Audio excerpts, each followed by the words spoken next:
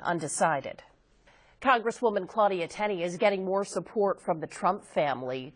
Tuesday, the president's son, Eric Trump, will be visiting the 22nd Congressional District for a Republican rally. Now, earlier this year, his father also visited the area to support Tenney. She's locked in a tight race with Democrat Anthony Brindisi. Both candidates hail from Oneida County and have legal backgrounds, but as our Melissa Kroll shows us, they don't see eye to eye on many issues. We've heard a lot about these two this election season.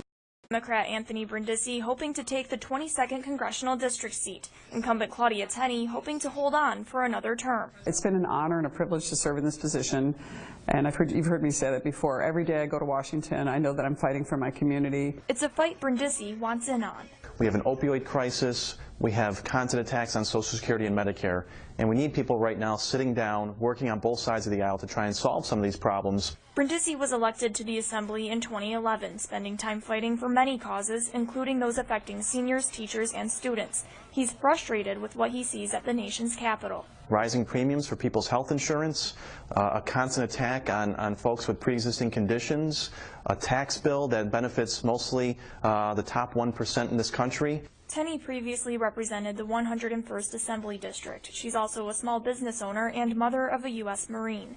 Tenney says what the Trump administration is doing is working for the district. The tax cuts have been amazing. Rolling back unnecessary regulations has been really helpful. The president has restored the Made in America initiative, something I've stood for from the very beginning, and has been right in the forefront. I've been able to directly advocate with the president. And when it comes to health care, Tenney believes the Affordable Care Act has led to higher premiums and less access to care. She wants it repealed and replaced with a patient and doctor-centered system with low-cost, high-quality care for all New Yorkers. Brindisi says repealing and replacing it isn't the best option.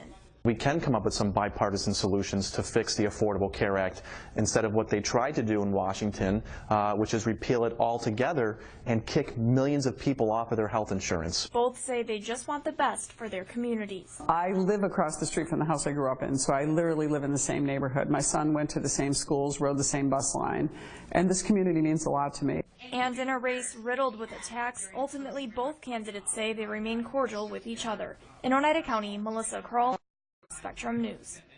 And we will have a better idea of how the race is shaping up later this week. Our Spectrum News, Syracuse.com Siena research poll will be out.